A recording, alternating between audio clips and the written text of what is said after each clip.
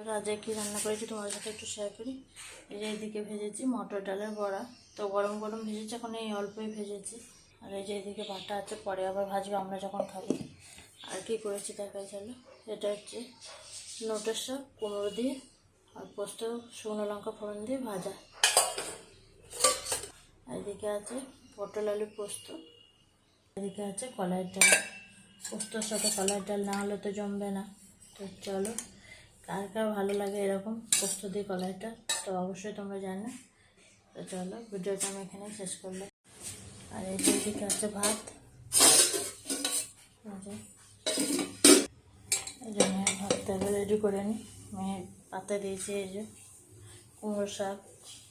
কুমড়োর শাকটা দিয়ে ভাজা, যেটা ভাজাটা, আর এই যে বড়া, আর এই যে পোস্ত, আর এই যে কলার ডাল বাটিতে বেড়ে নিয়েছিল।